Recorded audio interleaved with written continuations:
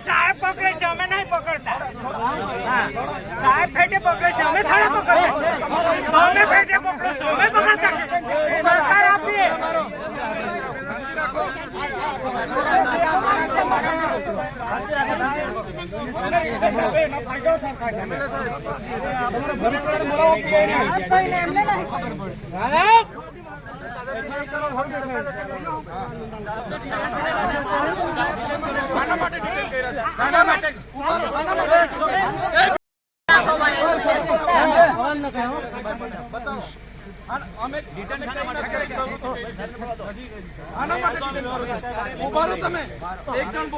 કોણ છે ઓથોરિટી? બોલો. હા, જણાવો. આના માટે ડિટેન કરો છો મને?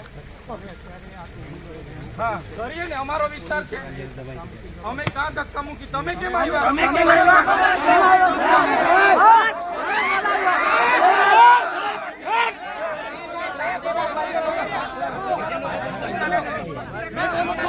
કોઈએ બોલવાનું નથી.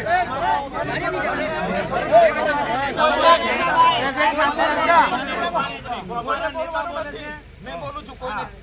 ઓથોરિટી બોલે છે, તમારા નેતા બોલે છે. મહેરબાની કરીને સાહેબને સાંભળો. તમારામાં કોણે તમને સત્તા આપી છે ભાઈ? રાતે કોણે પોલીસ મૂકી છે મારા ઘરે?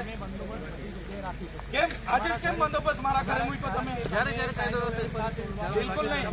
કાયદો અને વ્યવસ્થા અમે પણ જાણીએ છીએ. અમે કોઈ પ્રકારનો કાયદો વ્યવસ્થા હાથમાં લેવા નથી માંગતા.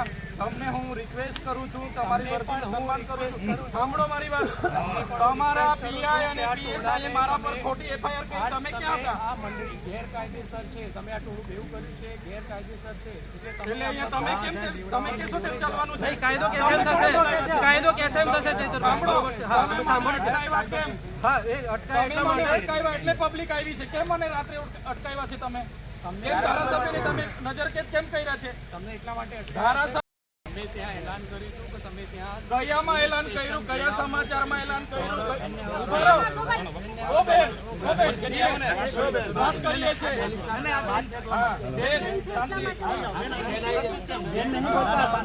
શાંતિ. કોઈ પોલીસ વાળો એવું ના સમજે, કોઈ બી મગજમારી નહીં કરતા. હા, કેમ રોક્યા છે એની વાત કરો. તમને એટલા માટે રોક્યા છે કે ત્યાં તમે જઈને કાયદો વ્યવસ્થા કઈ જગ્યાએ જઈને કાયદો વ્યવસ્થા અહીંયા કરો છો? અત્યારે તમે માણસોને હા, અમારો વિસ્તાર છે. હું ચૂંટાયેલો ધારાસભ્ય છું. તમને મને ડિટેન કરવાનો ઓર્ડર છે તમારી પાસે? હા, બતાવો. એનો ઓર્ડર ના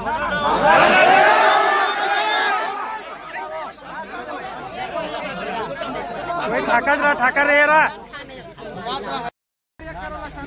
ભણેલા હોય તો વાંચી લેજો. જો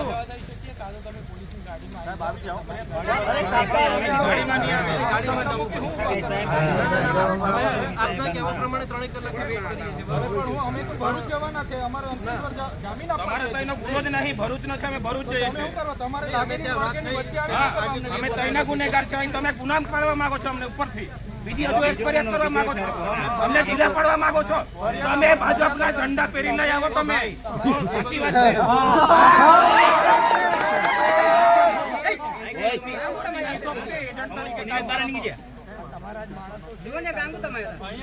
વર્ષોથી રેલીઓ કરે છે, આજે નહીં કરતા. તમે કેમ આ રસ્તે આવી મને રોકવાની બાકી રહ્યા? શું કરવાનું? અમે ધારાસભ્ય છે, લોકો આવે લાખો